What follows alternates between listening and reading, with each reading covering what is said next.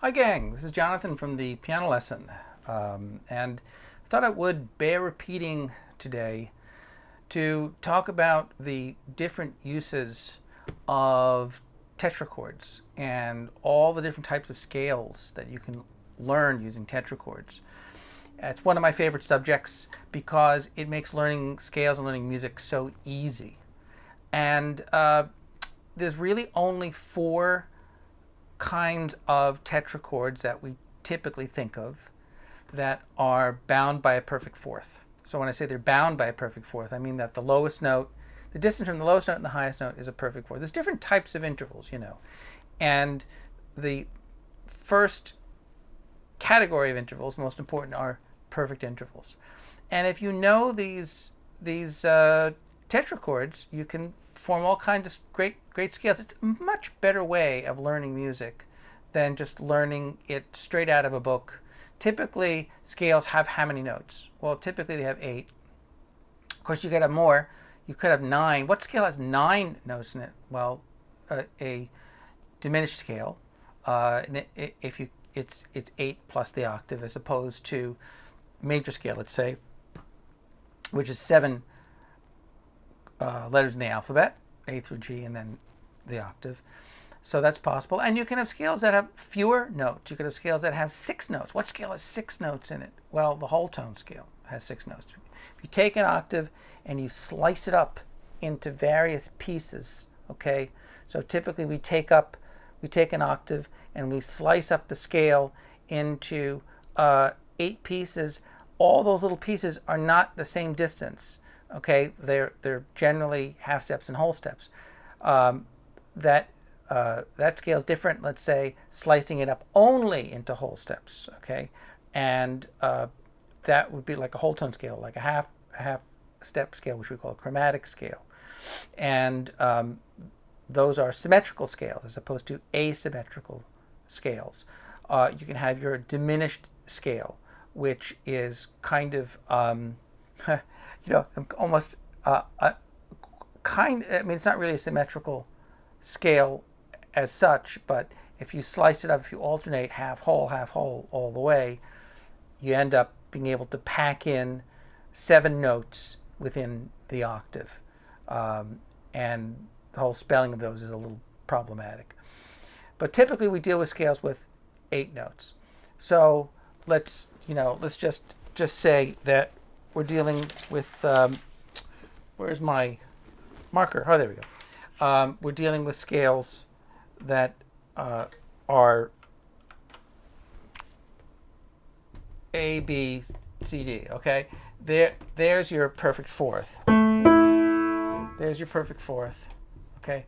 And depending on how you slice this up, if you have a half step here, right? So that you'd have to make that flat. Okay, what's that?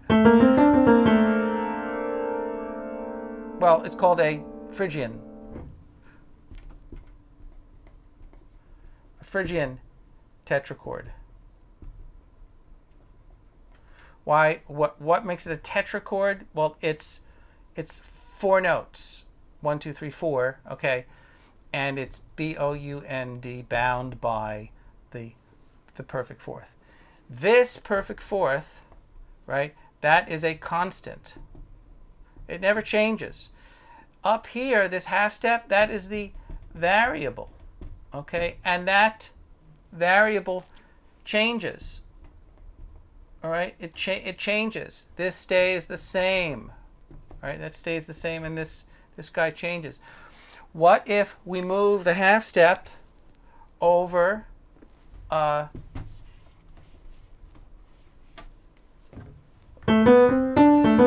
between B and C? What if we move the half step there? Okay, well, that's different. That is no longer a Phrygian tetrachord. It is now a minor tetrachord, as opposed to this. Different. And why is it minor? Because of this note. These are both kind of minor tetrachord groups because of the C natural. But that now, what if you move the half step again, and we put it between the C and the D, and make that the half step? Well, then that is called now it's called a major. It is now a major. That's the first 4 notes of the A major scale. Okay, and what if we have not one, but we have two tetrachords, okay, in both those places? We make that into a flat. Well, that now is called, we'll call it harmonic. Sometimes people call it Egyptian, T-I-A-N. So all this, and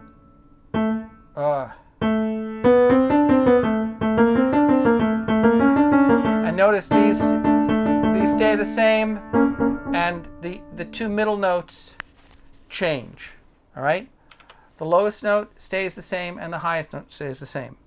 Right? You should be able to do that in all 12 keys, and if you can do that, you can master so much of what we need to know as musicians.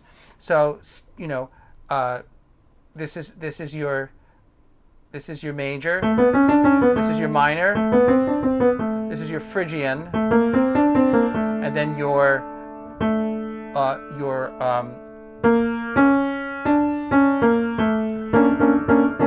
that's the A, B flat, C sharp, D. Not A, B flat, D flat, D. No. Because D flat up to D, I don't want to get a whole big long thing about spelling and grammar, but it's not the way to go.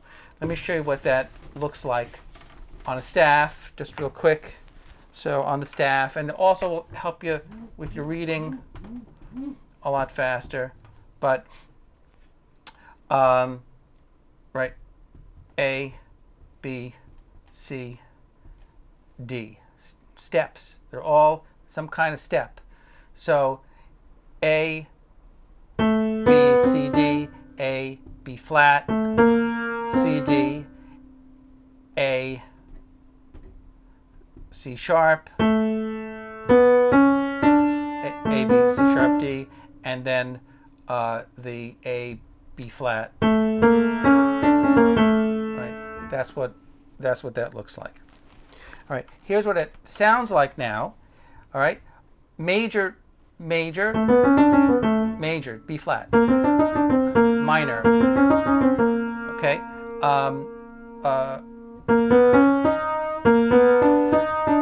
That's your Egyptian right there. But you know your B flat major, B flat, C, D, E flat, B flat, C, D flat, E flat. That's now the half steps in here. B flat, C flat, D flat, E flat, or A sharp B, C sharp D, either one, and then the Egyptian. Right? And it's a really good way to force yourself to learn how to spell.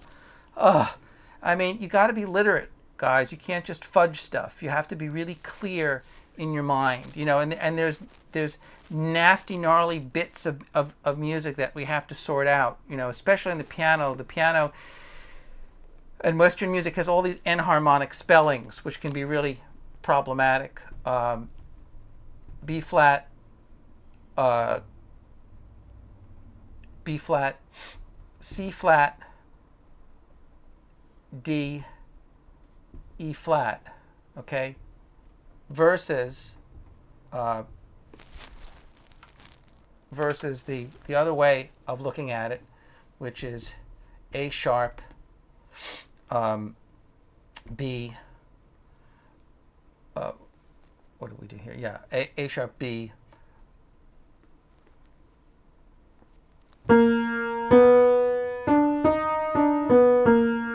and this would be, C double sharp, A sharp, B, C double sharp, and then D sharp. B flat, B flat, C flat, D flat, right? And or A sharp, B, C double sharp, D sharp, B flat, C flat, D flat, E flat, compared to A sharp, B, C double sharp, and then D sharp, because they're all some kind of a step. Okay, that's why we need to spell it that way.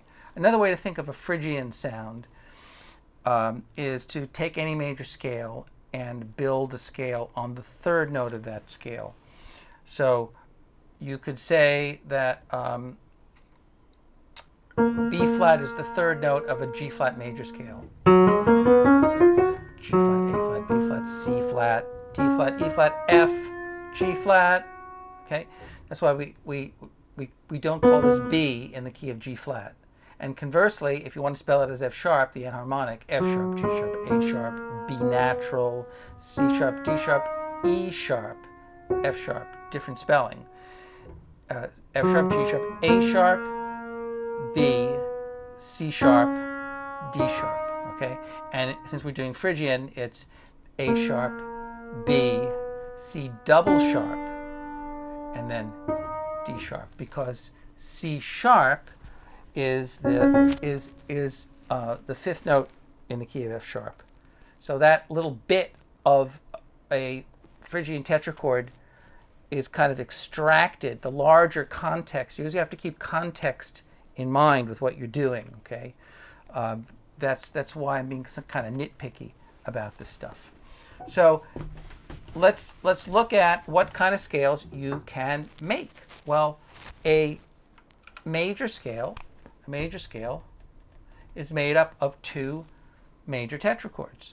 So you have, let's just say, A major, right? The first four notes of the A scale, A, B, C sharp, D, that's the first tetrachord. And the next four notes, E, F sharp, G sharp, and A. That's a perfect fourth, okay? And that's a perfect fourth. Right? And that is the constant, right? The middle notes are the variable, and your half step is between the third and fourth note of the tetrachord. That's where your half step is, right? They're both separated by a whole step, but because they're not sharing notes, we call them disjunct. We call them disjunct. You got to know this stuff, guys. It's not just some highfalutin esoteric stuff. This is like the meat and potatoes of understanding music. And you're not going to get it anywhere else, I can promise you. Go look all over the internet, look all over YouTube. No one cares about it. And no one cares about it because it's not emphasized, and why, I don't know why. But tetrachords have been around for thousands of years, okay? They're built on a perfect fourth. Why? Because it's an important fundamental, it's an important overtone. It's one of the most important overtones. So that's your major chord. Now, what if I want to take that scale, right, and I want to build more scales? Well, the next logical scale to build would be to recycle, to use another, let's say this tetrachord group, to make an E major scale. And I could build another scale right there. And I would go E, F sharp, G sharp, A, B, C sharp, D sharp, E. Okay, and there's your half step, okay, right there. And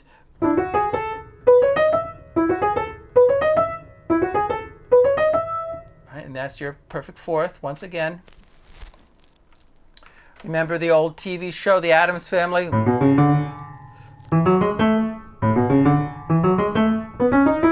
I don't, close enough, right? But that's the little gimmick that they used at the beginning of the tune.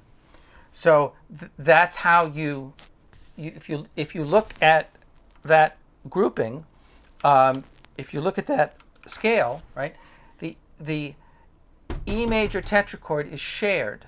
It's shared. It's shared. It's the upper portion of the A scale and the lower portion of the E scale. Right, and there is a kind of a, let's call it a dovetail.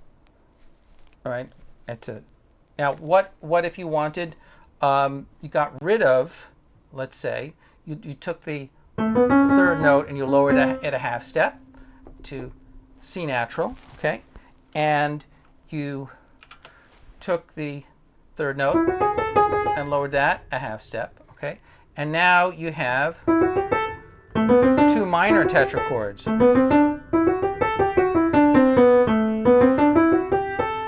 Well, what the heck is that? Well, it is no longer major anymore, my friends. It is now one of our favorite modes. It is a Dorian mode. It's a minor. It's a minor mode. And let's just get the idea of mode straight. A mode is just essentially a reframing of notes. Okay, so you can think of the modes. You can think of a scale relative to itself. Okay, and that we call a parallel relationship. So A major has a parallel relationship to A Dorian because they both start on the A, as opposed to a relative minor, okay? A relative, here's A major. If we take the sixth note, 1, 2, 3, 4, 5, 6, and we take the sixth note and we play a scale on that, well, that's the relative minor, and that's a natural minor. There, the word natural simply means that we maintain the integrity of the notes of the key signature and of the scale, and we didn't add any accidentals. That's what natural means in that instance. It doesn't mean that there are no sharps or flats, right? And that's not that is an Aeolian mode, right? That's not typically a mode that we use a whole lot, but so that's one instance. Now, what happens if we take the half step again? Okay, actually, so our half step went from 3 to 4. Between 3 and 4, now it was between 2 and 3, right? That Dorian mode, A Dorian, that's the same notes as the G major scale starting on A. Right? If we take that half step and let's move it, and we move it to there, and now we got a B flat and an F natural.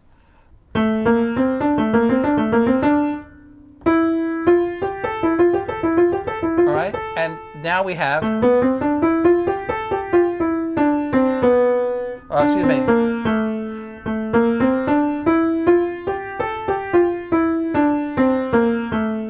That is now a P-H-R-Y-G-I-A-N, a Phrygian mode. It is a full-blown, let me get rid of this, not to confuse things, okay? And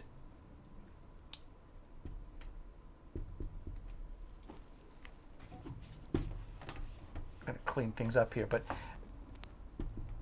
now we got a full-blown A Phrygian mode. What does Phrygian mean? Well, Phrygian can be thought of as the notes of a major scale starting on its third degree, like the degree of a thermometer, right? So A is the third note of what major scale? It's F. Take those notes of the F major scale and create a scale. And this is practicing. Practicing means to take a simple idea and look at it in a variety of different ways so you can become flexible in your approach. And that's if you want to be a good jazz musician, and if you're a musician in general, and you want to have confidence and you want to feel relaxed when you play, this is the kind of thing that you kind of have to do. You have to pull the rug out from under yourself as soon as you learn something and change it a bit. Now let's add one other element and say rather than only one half step, we'll have two half steps now. C sharp and G sharp. Okay?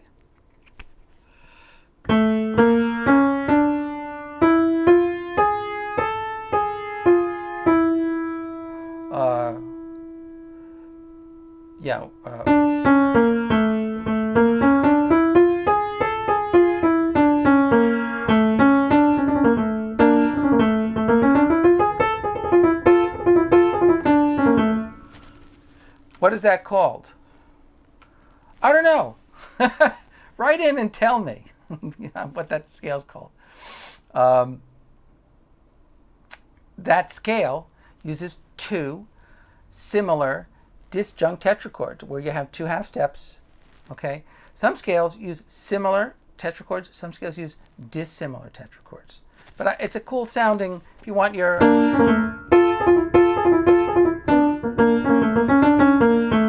a kind of a Middle Eastern sound, that's an interesting scale. But we have our major that uses two similar major tetrachords, similar. That uses two similar minor tetrachords, that's Dorian.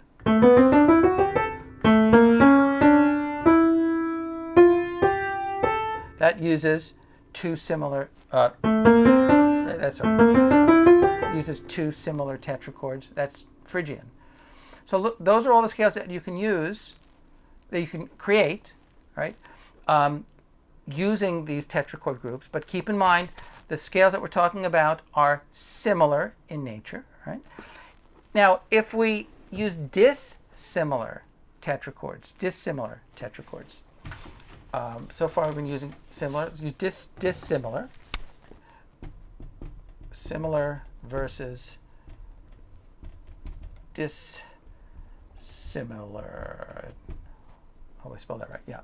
Okay, and again, we had the major, we had the Phrygian, the Phrygian, we had the Dorian, and we had, let's just call it an Egyptian scale. Okay. The similar tetrachord groups. Dissimilar. Let's pick the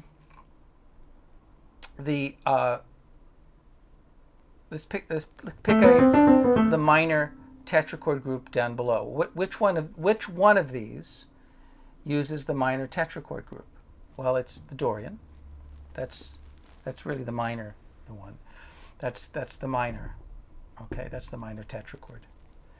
So, or let's make a, let's make a, the Dorian, AKA, also known as minor. All right, minor. And then we'll make up top here, a major. Oh, a major, okay. Plus a major. E, F sharp, G, A. That is a melodic minor. A melodic minor scale. When would you use a melodic minor scale? You use a melodic minor when you're making melodies. Mozart does that in his C major sonata, where he goes no.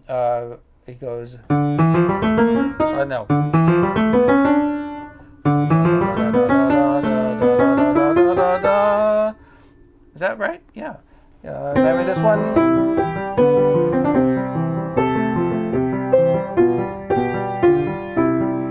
So he finally goes.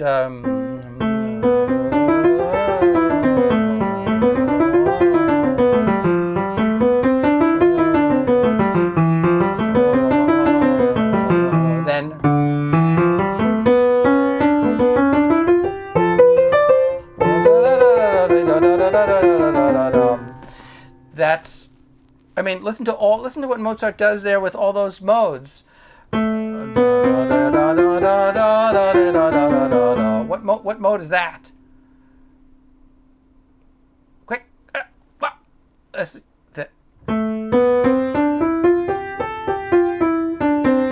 an Aeolian mode. If you think of it, all white keys. What mode is that? That's Mixolydian.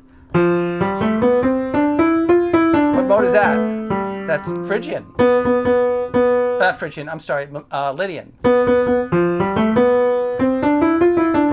That's jazz, man. And then what is that? That's your Phrygian. And then he does the natural minor. All right. Here's. I'm sorry. Erase that. He does the melodic minor. Melodic minor. Here's what natural minor would sound like. It doesn't work. It's unmusical. All right. Here's what the harmonic minor would sound like.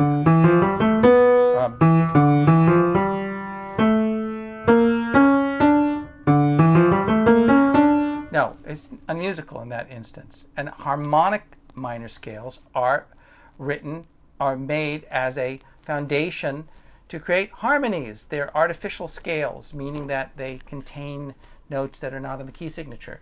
So minor mode plus a major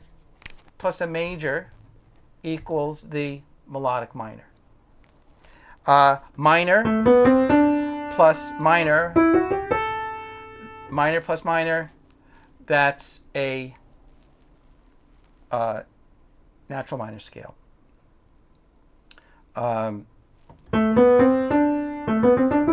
That's your Dorian. That's your Dorian mode, rather. That's your Dorian mode.